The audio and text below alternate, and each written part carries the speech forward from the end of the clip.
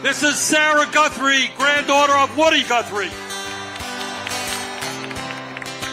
As I was walking that ribbon of highway, I saw above me that endless skyway. I saw below me that golden valley. This land was made for you and me. Let's sing it together. This land is your land. This land is my land. From California to the New York Island. From the Redwood Forest to the Gulf Stream waters. This land was made for you and me. Oh, I've roamed and rambled, and I follow my footsteps through the sparkling sands of her diamond deserts. And all around me a voice was sounding. This land was made for you and me. All at once. This land is your land. This land is mine. To the New York Island, from the Redwood Forest to the Gulf Stream water. This land was made for you and me. There was a great high wall that... What follows is special election coverage from WBRN Radio and the Boston Red Network. This is a Boston Red in the Jerry Pippin broadcast booth. The title of this episode on the 10th of March is The Selling of the Democratic Party. Something's been in work for many days here, and we'll bring it all together using tonight. At this particular point, several states have been called for Joe Biden, the state of Mississippi, Missouri, the Show Me State, and Michigan. And we'll look at some of the polls here, and we'll also talk about things like turnout from Mrs. Kofer here. I hope I'm pronouncing her name correctly, but we'll get to it and why what did happen tonight. This is from the Associated Press. Some of the actual numbers are coming in Michigan. The last time we looked at about, let's see here, almost 2,200 hours. About 10%, well, I'm not sure what percentage of vote was in, but Bernie was behind by about 10%. Now let's look over some of the polls recently here. The polling has been more accurate this year than it has been in the past. Data for progressives, they have Biden up by 21.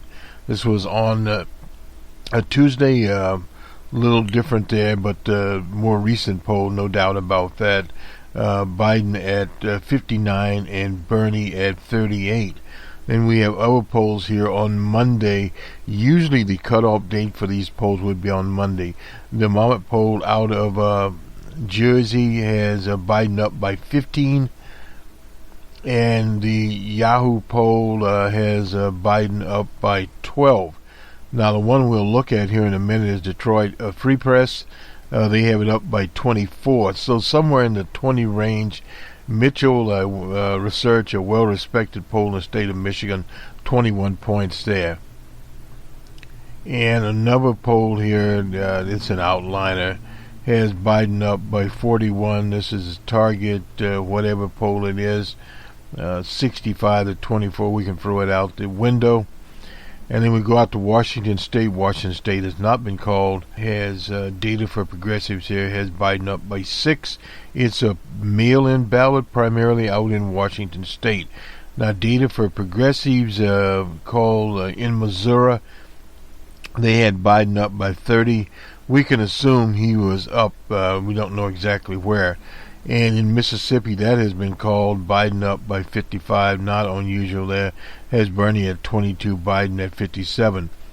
It's almost like the type of vote that DJ Trump would get in Mississippi. Idaho, the Biden by 4. Much closer race out in Idaho. and this is by Predictive Insights in Arizona. Now, Arizona, I believe, comes next week at 28. Incidentally, the Sanders campaign was going on to Cleveland, Cuyahoga County, and that was canceled because the health authorities in Ohio have basically looked not favorably on mass meetings. The Ohio State University has canceled their classes. And next we have Pennsylvania, command and control state. That was the state that Hillary Monster Clinton beat Barack Obama in, has Biden up by 16 points on this. And to add insult to injury, the number 3 in the House, Jim Clyburn, he is Clyburn. Is it Clyburn or Clyburn? He is out of South Carolina, an African American legislator there. It was on NPR, I believe it was, and he was talking about closing down the debates, but letting the contest go, cancel the other debates because mistakes could be made in some of the final debates. Now, there is a debate in Arizona scheduled for next week. Now, that is going to be the big question of the night, what the Sanders campaign will do. There is much left, and in the political world, as we now know with COVID-19. Incidentally, when we leave our part of the broadcast, we'll hear from the edited version of Town Meeting held on Fox. On the COVID-19 was held in Michigan. Bernie Sanders was there. He talked about COVID-19. He talked about Cuba and some other issues there with the people from Fox, Bear, and another person I'm not familiar with, don't watch Fox News very much. But you'll hear a little bit of that, and we'll go now, I should say, to the Detroit News poll, and we'll look at it. Let me see, basically here. This is Monmouth University. I don't know if we get this one up here or not, but we do have a Detroit News poll here someplace, and we can kind of do a little bit of deep diving into this and figure out basically what is happening or what happened in Detroit tonight, or in Michigan, I should say. Debbie Dingle, incidentally, was on talking about that and responded. Not Debbie Dingle, excuse me. Marianne Williamson responded to Jim Clyburn and the whole idea of shutting the thing down. That does not work very well. Again, that's the heavy-handed acts of the Democratic National Committee and their desire to flip the scales. And as she was saying, when you had people like Amy Klobuchar moving on there, and all of a sudden she drops out, and CIA Pete from South Bend dropping out, that was contrived. There was no doubt about that. And the problem with contrivances is you don't beat DJ Trump with contrivances, because for what the comparative ads, the negative ads, Sleepy Joe, etc., will be sleeping out there. There's no doubt here they will hit Joe Biden hard. And what happens with these tricks? These are old political tricks that they have tried for many, many, many years, and they tend not to work at all. People are too intelligent for that. Let's go to the Detroit Free Press, their poll, and some of these polls. Anyway, basically it talks about momentum, a 24-point lead. We can basically think here that it's something of that magnitude happened in Detroit. Now, it may not be, the final count may not be 24 points, but it is enough that when they looked at their exit polling, etc., AP called it. Now, this is the EPI CMRA poll for the Free Press, is the one that had 51-27 there. And he goes on to say would guarantee him him being Joe Biden a signature win there in Michigan, and that would affect the delegate counts. Now, this was a very small poll of 400 people. Generally speaking, small polls are not as accurate. Now, to the other polls here, Mama out of Jersey University there, 51-37, and automated. This is a Mitchell Research poll, but it is a very accurate poll, 54-33. Taken all together, they suggest a clear advantage there in the vote coming up Tuesday. Now, the last time around, 2016, polls that showed Hillary Clinton ahead by 25 points did not happen.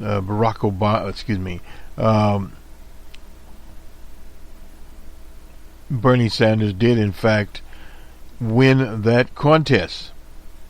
But it was a different situation in Michigan at the time than it is today. He went on to win the contest by 1.4% in that primary.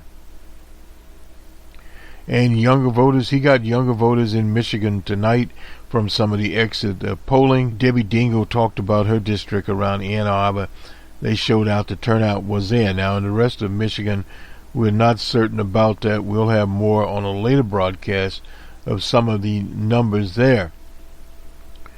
But Bernie was in downtown Detroit, TCF's center there, and he was trailing by only 7 points. Now, this is the effect of what happens in the media.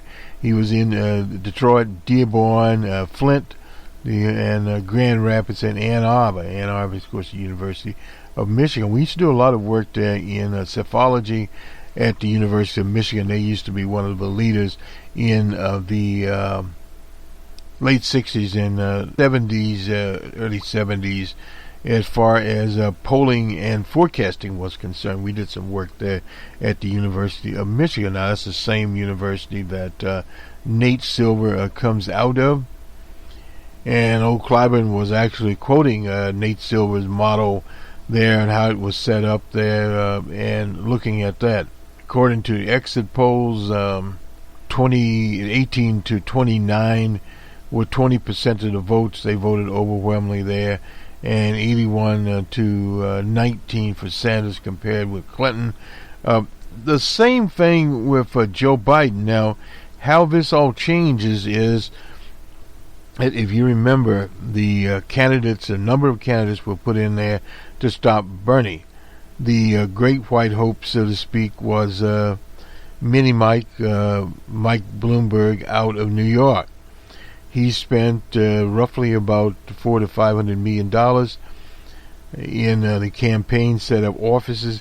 He actually had more paid workers in Michigan than any of the candidates. Biden didn't have any money. But what they were able to do was use the existing structure primarily of the Democratic Party in states like South Carolina, where the Democratic Party is a party of followers of O.J. Simpson, African American Party, that the chances of winning the state of South Carolina, and anyone that's been to a goat roofing contest, as LBJ would say, did say, I should say, will tell you. And the same with Mississippi. Now, you start looking at these states, how they actually turn out. Now, Michigan, very close state there. DJ Trump pulled it out by a few thousand votes in the state of Michigan. And you look, and tonight, some of the exit polling, some of the union households, and they accredit that to healthcare plans. Bernie Sanders, Medicare for All plan, or a single payer plan, would in fact bring all insurances onto the government option and would eliminate private insurance. Now, what they tried to do in Nevada was divide up, at least the union leadership there couldn't do it with the community workers. The Latinos were smarter than that. They not only looked to their union, which has a limited number of members, but the rest of their community. Now, evidently, this did not happen in Michigan, but one has to understand in Michigan, many union workers also voted for DJ Trump. And Michigan, this is one thing to remember, that Michigan turned from the home of the UAW to a right-to-work state. It had had for 8 years Gateway Snyder, a Republican. He used to make computers. They weren't very good. But nonetheless, and the Republican legislature. So when you have that kind of state, are we surprised this happened tonight? No. Grappling for straws, basically speaking there, unfortunate situation. And they have the corporate people, they put all these candidates out there. Little Pete from South Bend, he was out there to distract people from Bernie Sanders. They had Bloomberg, and Tom Steyer wasn't there. All these people had dropped out, changed the landscape overnight. And unfortunately, some of the Bernie people bought this hype when they had Bernie as the nominee, etc. They had to build that up. And that was never the case. Joe Biden was going to get his anyway because he had the structured Democratic parties. Even if Bernie had won some races, more races than he did, he was not going to win South Carolina and Mississippi. But some of the other states, the 10 so-called that he swept, would not have happened. Because when you shook it up and they sent these kind of, like, for instance, in Michigan, they sent Amy Klobuchar into Michigan to campaign for him, and she could draw the working class vote, no doubt about that. In Michigan, because old Joe couldn't be seen there. Joe didn't have the cash, didn't have the longevity, and the gaps that he has out there. That's why he's called Sleepy Joe. Is unfortunate, but he does have a wrong record, and the Trump people will beat that as much as possible. Now, the only thing that is going now is called COVID-19. That, as Trump lamented, blindsided them. Now, it has two components. The political component, they were not prepared, and that is on the medical system. You'll hear that from Bernie when we leave out of here, that they simply were not prepared to launch forward. And also, the what money will play in here. Bloomberg has said he will send some money out, but they can't just this candidate name Joe Biden. There's no doubt about that. And Michigan we don't have the turnout figures on Michigan at this time. We'll have to wait to get those out there as of around 10 o'clock. Now, the polls have been closed in Michigan for 2 hours now, and evidently they're getting the results in. We don't have the actual results right now, but we will get those in, and we'll look at where that brings us. Let me go to a piece here, 5 myths about elections. This is from the Washington Post, but this is a lady that wrote Rachel, right? Anyway, she is a political forecaster and analyst and a senior fellow at the Neskenian Institute in D.C. She was writing on the 28th here. The American way of picking their leaders in high-stakes elections, where candidates battle to distinguish themselves one from another, can feel nasty, fierce, aggressive, even desperate. In a democratic republic, that's exactly as it should be. But the process also is plagued by myths and errors of how the system really worked, with 14 states, 1 territory voting on Super Tuesday to settle the Democratic nominee for president. Here are some of the most persistent ones. Now, politicians choose policies based on principles, with elected stockholders office holders justifying their positions on the campaign trail as the best and only possible option. It is natural that we see them as deeply committed to those ideas. In Limer News, Jim Jordan, a prominent Republican, described the Ohio Republican as a true believer. That's a local newspaper dealing in conservative ways for his battles on behalf of less government, lower taxes, the free market system, and a strong military. This is why the greatest betrayal a politician can make is to appear to have sold his or her principles to moneyed interests. Alexandria Ocasio-Cortez cast herself with other Democrats, with other Democrats who take corporate money, like Joe Biden, and call herself people-funded without lobbyist cash. But politicians rarely take stance that work against their electoral interests. Most lawmakers whose votes most closely track the party line hail from districts that vote more heavily for one party than another. That's according to the Cook Partisan Voting Index, the PVI, which measures districts' performance compared with the national average. Bernie Sanders has taken lumps for doing the presidential contest for building a voting record friendly to gun owners in a predominantly European moderate state where voters once strongly opposed anti-gun legislation. Now the moderate Vermont want action on guns, and Sanders is happy to deliver what he calls his previous choice bad in the last debate.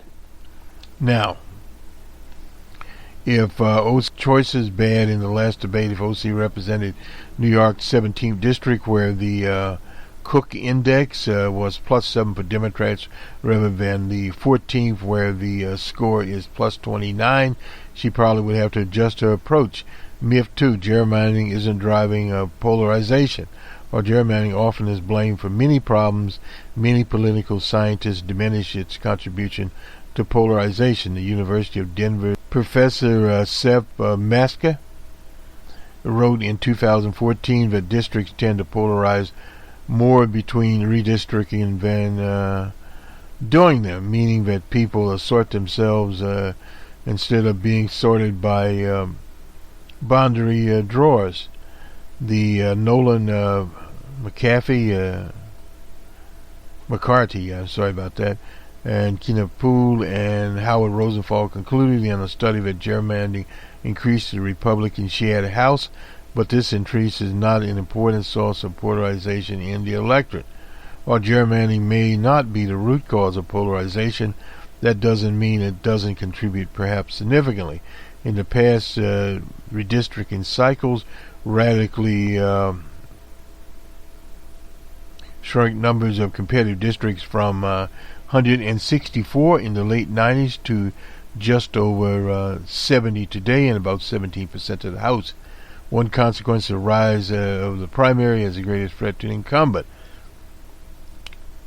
Now that 83% of House members represent safe districts, party primaries are dominated by ideology and activists. Efforts to fend off drives office holders to the political fringe. Republicans today, for instance, surely remember the objective lesson of Eric Cantor, once a very powerful person in Virginia, steward of conservative majority leader, who was needlessly dethroned by a challenger named Brett, who had been dethroned also. That was in 2014. College-educated suburban GOP women flipped the House after Republicans' defeat in the 2018 race. Lindsey Graham said his party needed to address the suburban woman problem because it's real. Political analyst Bill Snyder, told Hill TV that he noticed lots of affluent European voters, well-educated, particularly women, fleeing the Trump party. Yet, party loyalty voting in 2018 was typical, with 94% of all House votes cast by Republicans going to Republican candidates. Following the pattern of the past 2 decades, Senate party loyalty is only a little weaker, averaging only 92% in 2018, displaying a little variance for the cycle before Trump. The real change who showed up at the polls. We talked about this for a very long time, since the 70s. More women, young people who increasingly live in suburban areas, Latinos, Asian Americans, African Americans, not loyal voters who flipped. That means the electorates favorable for Republicans in 2014 became electorates favorable to Democrats in 18. The real swing is a decision to vote at all, a choice largely driven by backlash there. And That is actually what lost Hillary the Monster Clinton the election. African Americans in places like Milwaukee, Philadelphia did not vote. After the 2016 election, John King said that America is a right-of-center country, and it's a lots more conservative, especially out in the heartland than Democrats think. No doubt about that. It's true that polls show that many more ideological conservatives in the country, 31%, in a survey there by Christopher Newport University, Watson Center, where I'm assistant director, than are ideological liberals at 19%. The liberal share, the actual liberal share, has always been a fairly low situation, but don't confuse having a liberal share with social democrats. While a solid chunk in the middle, 51%, call themselves moderates. Well, as the late great Jared Pippin used to say, addressing the issue of Barack Obama, that he was an Eisenhower Republican. He would have been. Eisenhower was, quote unquote, a moderate, if you want to call it that. Some things have shifted, but the same surveys voters expressed a clear preference for liberal politics, universal background checks for gun purchase, 89% in the Washington Post ABC poll, same-sex marriage. That's pretty universal. If 61% according to Pew, giving legal status to dreamers, 60% according to ISOP, and legalizing marijuana, cannabis, 67% according to Pew. Not to mention a clear disdain for key elements of Trump's agenda, such as building the wall.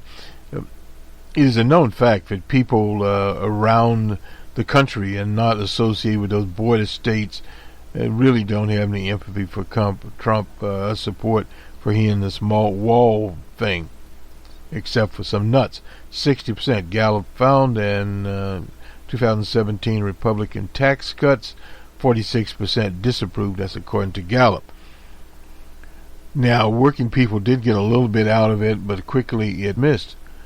Gap is due to a phenomenon known as symbolic ideology, in which people support general principles like limited government, inequality, and asked about specific policies, though respondents manifest their operational ideology, in which they are consistently more progressive. The decade-long Republican messaging effort, we get to messaging here, against liberalism, now it's against socialism, symbolically has worked, but the party's efforts to stamp out liberal policies have not. But many of these policies she talks about here, the doctor says, are not necessarily liberal policies, and there has to be a distinction between what's liberal and what is progressive. Both parties seem to agree with this premise. In 12, Pennsylvania State Representative Mike Tarza said new voter ID requirements would win the state of Pennsylvania for the GOP candidate Mitt Romney. But it did, in fact, help DJ Trump, implying that the rules would keep some people from voting. It did, in fact, do that. In 16, Bernie said Democrats win when the voter turnout is high. We can guarantee that. Republicans win when it is lower. Well, generally speaking, that is true. But again, there are situations where you have populist candidates. An example would have been Jesse Ventura in Minnesota. Of course, it was a freeway race.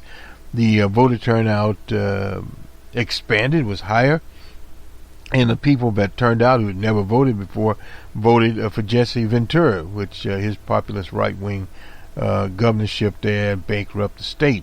But a most recent study of non-voters commissioned by Knight Foundation found that universal participation would benefit the GOP in key swing states. In Virginia, 35% of non-voters voted for Trump. Not unusual. 31% would vote for a Democrat. In Arizona, where Democrats are trying to make headway, 34% voted for Trump. Only 25% would choose a Democrat. In Florida, 36% of non-voters would select Trump. Only 31% would vote for the Democrat. Now, those are non-voters. Now, that's an extension there, and a lot of people that do not vote are people that would vote conservative. There's no doubt about that. Once dominated by rural voters, the Democratic Party is now the urban party. Once urban, the Republican Party is now the new rural party. Well, that's what they got to go to. America's suburbs are ground zero, creating swing districts, swing states in places where suburbs are competitive, because turnout rates are nowhere near universal, even with dramatic increase since Trump's election. High turnout is benefiting Democrats in the suburbs, whereas high turnout in more rural and extraburbs boosts the Republicans. Well, there's no doubt about that, because they were always conservative. Republicans, based on 2018 participation rates, turnout both in geographic areas is likely to increase in 2020 over 16, but the country's population has grown increasingly dense, probably creating an advantage for the Democrats. This is Rachel Bitkofer writing here. And she's been a controversial type. We followed her, some of her papers on these turnout situations. That varies from state to state, but one thing we do know right now is that in the state of Michigan, Bernie's people were not able to surpass Biden. Also, you have to remember that in places like Detroit, the Democratic leadership there turned their people out. And in some of these areas was the same thing. Let me just take a station break. We were just looking at some of the latest results at about 20 minutes of 11 in the east. The calls have already been made for the state of Missouri, the Show Me State, Mississippi, and Michigan. Now, basically in Seattle, where we once lived, the polls will close there in about 20 minutes at 8 o'clock Pacific time. Nonetheless, in North Dakota, which is in the central time zone, they have about 10% of the votes in. Bernie is ahead by roughly 10 points. He has 39%. Now, that is a state that I believe he won in 2016. Anyway, the states of North Dakota, Washington State, and Idaho will be very interesting states. And one note is that in all of these states, Bernie will get a share of the vote. Actually, depending in Michigan, what the percentage that Biden received there as the percentage of votes is proportional in the Democratic Party rules. We just heard an interview by Robbie Monk, the most inept campaign manager in the history of campaigns. He was the person that ran the Hillary the Monster Clinton operation in 2016 and neglected working class voters. And basically he mimicked the party line, as Professor Nips would say, the Democratic Party, that people need to go along with what the candidate is. And he talked about the public option. Well, the problem was the public option. The Democrats had 60 senators at the time. They were literally vested with the insurance industry, the medical industry, and other industries. That's why no public option. They also had the House of Representatives. We didn't get that. People are smart enough to understand now what is actually happening. Now, the age-old argument, do we get change, or we just go along with what we got, what some would call neoliberalism, or as the late great Jerry Pippin called an Eisenhower moment, basically speaking. And that is one of the things brought up. We listened to an African-American commentator, somewhere here I have his name, hopefully. If not, I think his last name was Jackson, but nonetheless, Jackson, his take was that looking at various polls, that African Americans were basically moderate to conservative. Now, that analysis would go to South Carolina. But, excuse me, there is a schism between African Americans that are moderates are conservative. Now, yes, there are some conservatives. DJ Trump managed to get 8%. Now, were all these people conservatives? No. He also got people that voted twice for Barack Obama. But the African American voting bloc is in a kind of a, you would call, a tenuous situation, in that if you go with people like Joe Biden, was the same logic that the central Democrats made for Bill Clinton. Well, they got Bill Clinton. They got to end welfare as they know it. So there, which was an acronym for African Americans. Supposedly more Europeans were actually onto the program. But once it was eliminated, there was no safety net left. So people were in a free fall. Then you had the crime bill that Clinton pushed forward.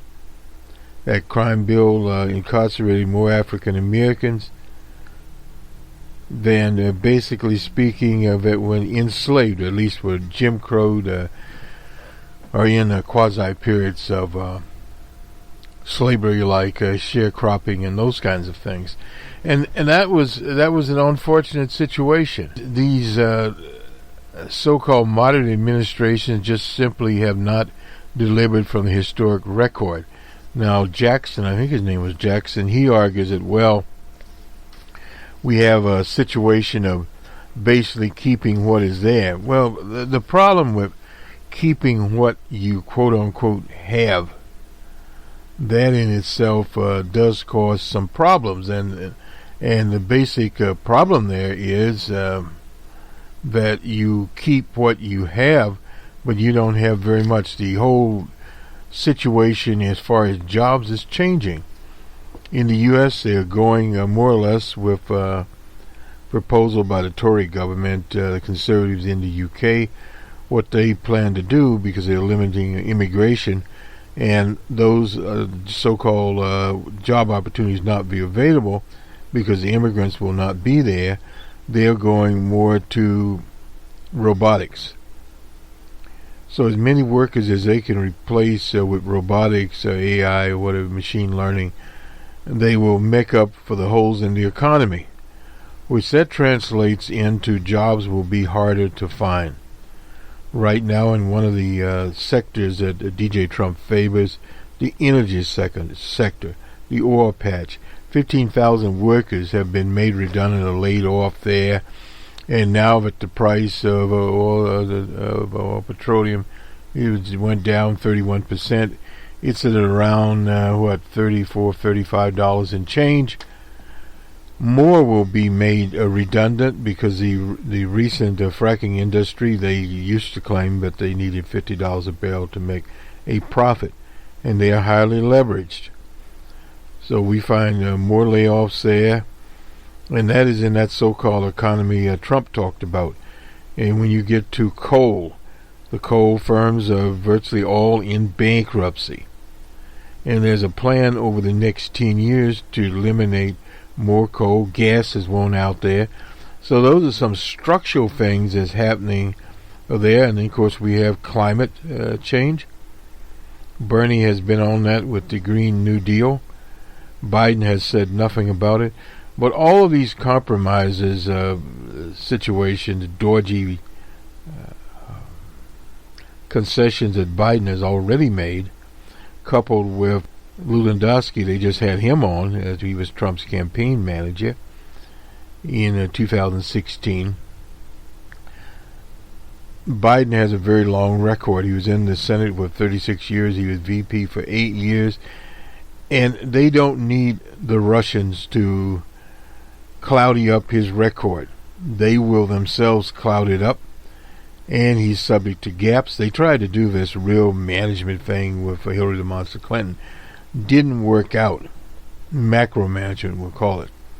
And it won't work out with Biden because they'll call him out. He'll be in debates with DJ Trump, and DJ Trump will no doubt rattle his cages. Right now, with our Ouija board model, we have DJ Trump ahead.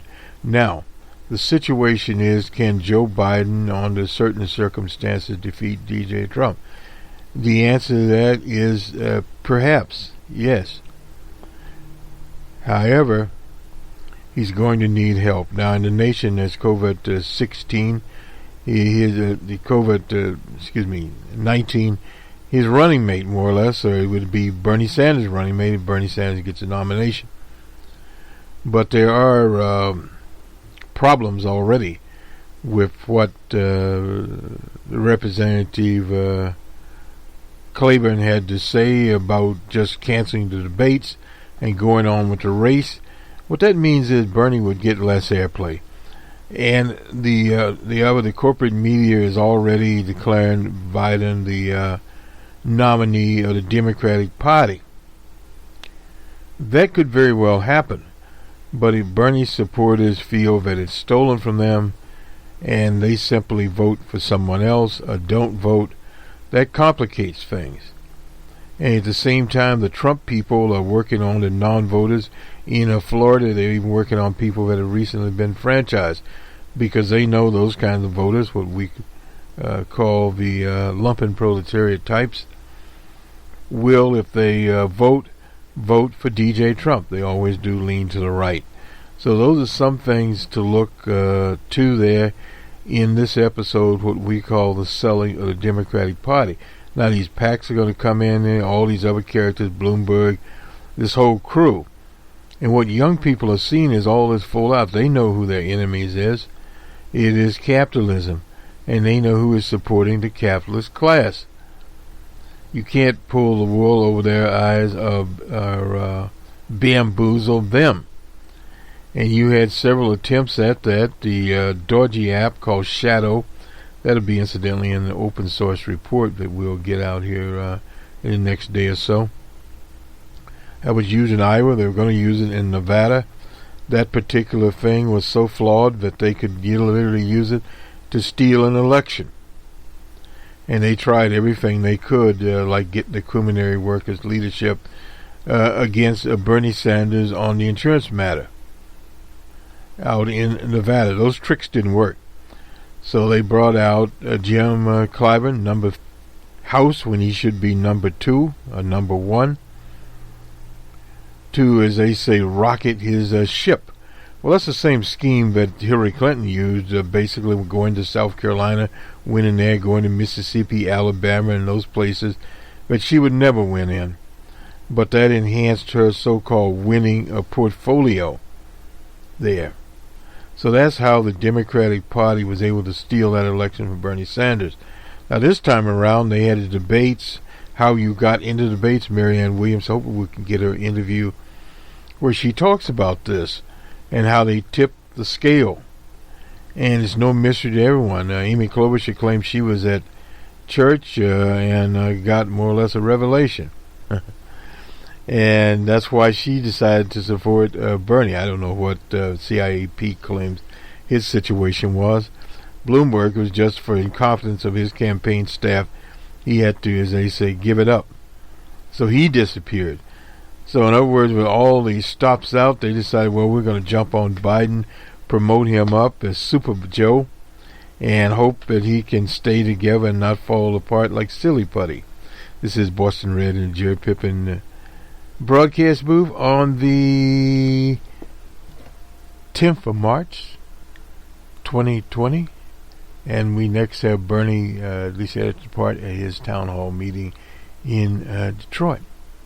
Good day. The fallout from last week's Super Tuesday voting has left us with a two-man race. Former Vice President Joe Biden riding the wave of an incredible comeback. Biden surging in 2 polls here today in Michigan against the former frontrunner, Vermont Senator Bernie Sanders, the self-described Democratic socialist who is feared by many in the Democratic Party establishment. Tonight, we get a second opportunity to talk with Senator Sanders about what he believes and what direction he wants to take his party and the nation. Ladies and gentlemen, please welcome Senator Bernie Sanders.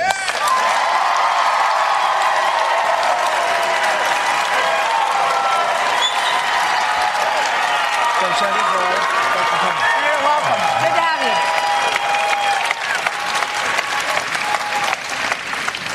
Thank you very much for being here, Senator Sanders. We just want to mention that obviously there's the coronavirus situation going on, and President Trump is about to speak from the White House about the task force, and you are able to see that streaming right now on Fox Business and it's streaming, I should say, on FoxNews.com and on Fox Business. So with that in mind, let's start and dive in here with our first question this evening. Welcome again, Senator Sanders, which comes from Mahdi, who is a supporter of yours. Mahdi.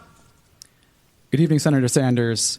The coronavirus has quickly become a public health threat with a global reach, and infection and death rates are rising here in the United States.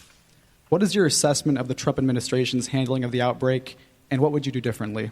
Good. You don't mind if I stand here? Not at all. Your choice. All right. Sadly, we have an administration in Washington that has shown the world that it does not believe in science. Its attitude toward climate change, which it thinks is a hoax, is telling the whole world, how do we trust this administration dealing with an international crisis, healthcare crisis of the coronavirus? When you appoint Vice President Pence, an individual who also doesn't much believe in science, what you're telling the whole world is that we're politicizing this issue rather than dealing with it from a data research scientific basis. So, first of all, this is what I would do. You need scientists leading the effort, not politicians.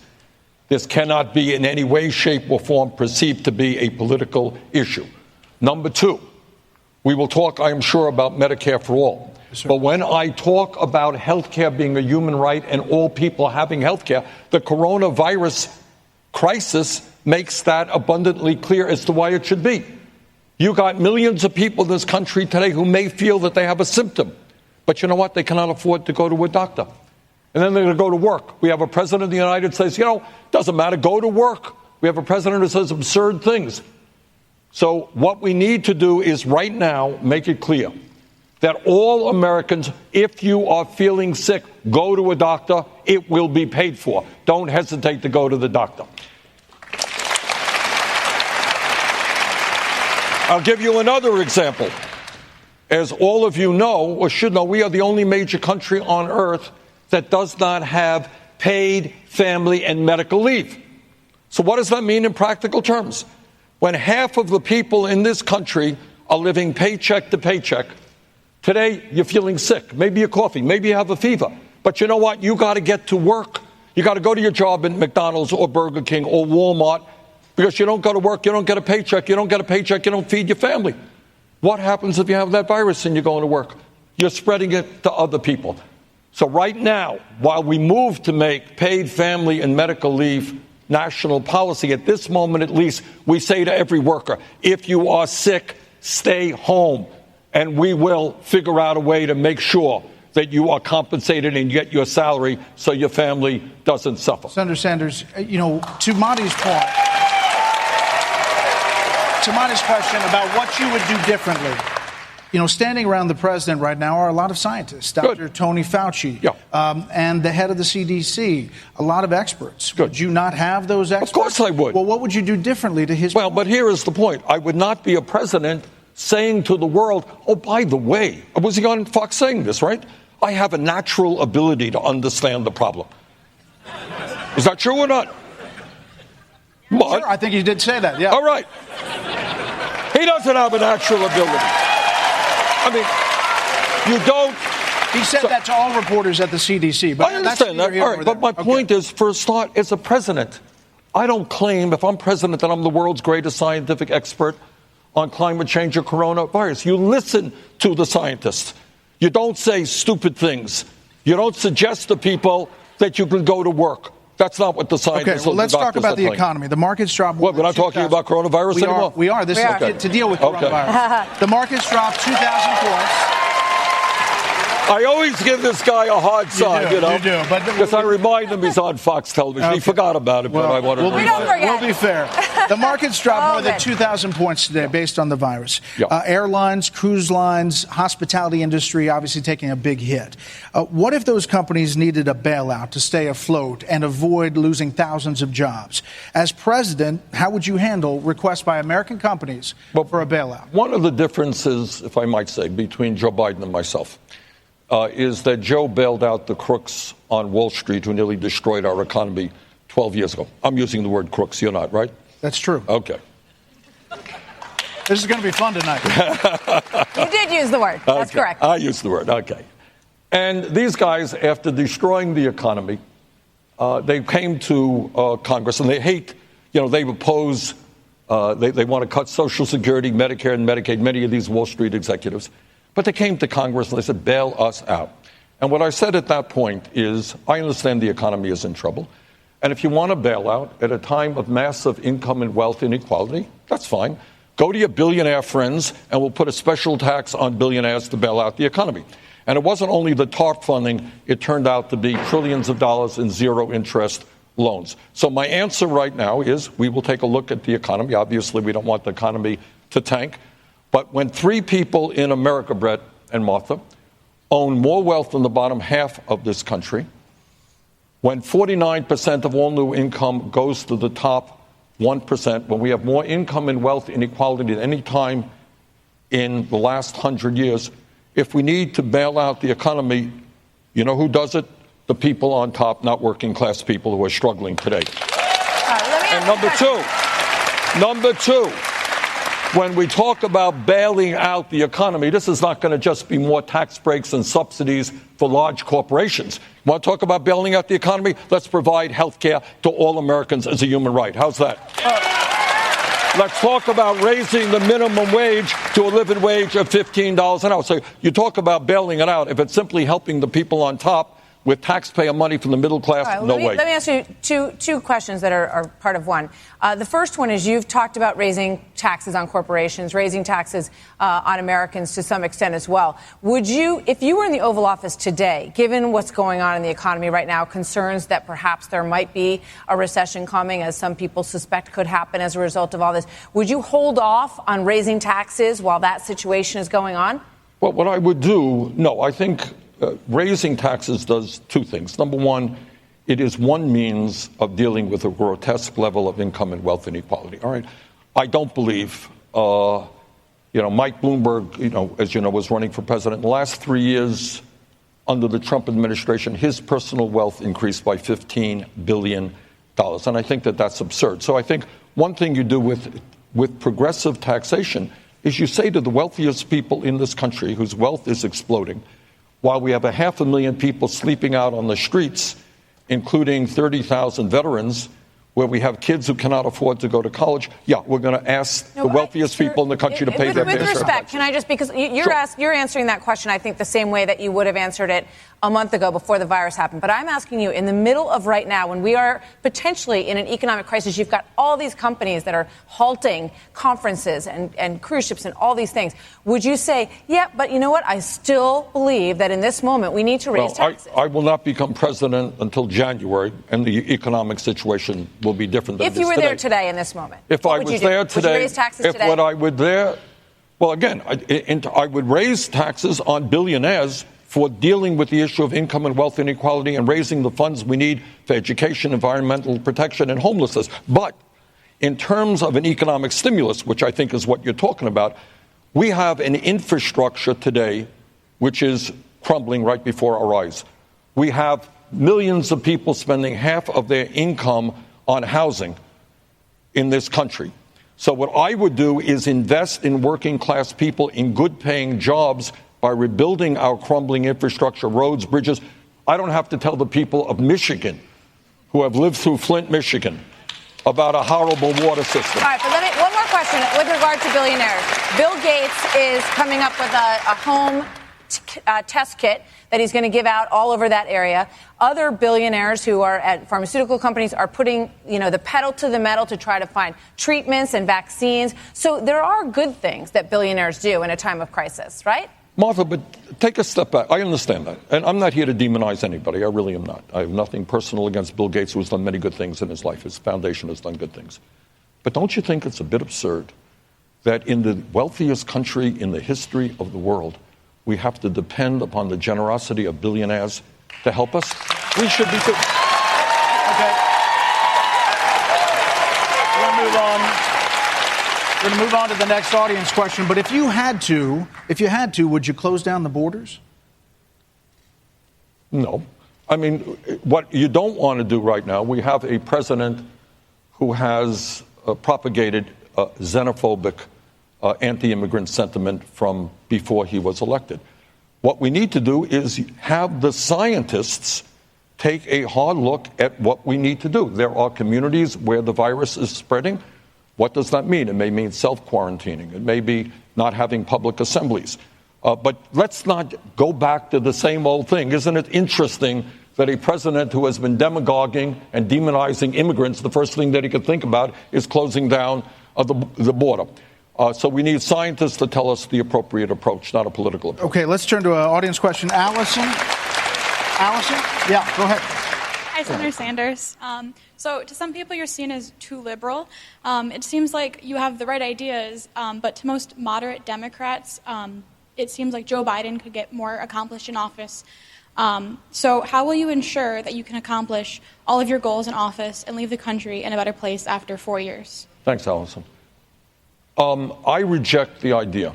I really do. That's one of the things that bothers me. You know, I hear it every day. I hear it on the media. I hear it from my opponents. Bernie is an extremist. Bernie is too radical. Okay, let's deal with it.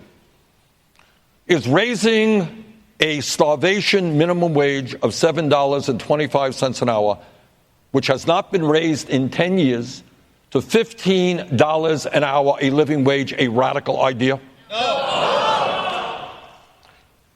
Is making public colleges and universities tuition free so that all of our people have the opportunity to get a higher education in a competitive global economy, is that a radical idea? No. Is doing what every other major country on earth does, guaranteeing health care to all as a right. I live 50 miles away from the Canadian border. This is not a communist society up there in Montreal. They guarantee health care to all. They spend 50% of what we spend. Is passing a Medicare for all single-payer system a radical idea? No! And last point, Donald Trump, I know he's on the network a whole lot. Donald, you're probably watching. How are you? All right, I know. Wanted to say hello to the president. He's actually giving a news conference. Oh, isn't he? I'm sure he's watching Fox on the side there. You know, he's kind of addicted to your station. Trump thinks that climate change is a hoax. And that's because he doesn't understand or respect science. I believe that climate change is an existential threat to this planet. I will listen to the scientists who tell us that we have got to move aggressively to transform our energy system away from fossil fuel to energy efficiency and sustainable energy. And through a Green New Deal, by the way, we can create up to 20 million good-paying jobs. So my point is, I appreciate Allison raising the question. I just don't think any of those ideas are radical. All right, let me ask you, just back to Allison's question, which was, you know, how you would get things done in Congress when there are a lot of folks who don't agree with all the ideas that you just mentioned. And here is one of them. This is Hillary Clinton. She talked about you in a documentary that was released earlier this week. Watch this.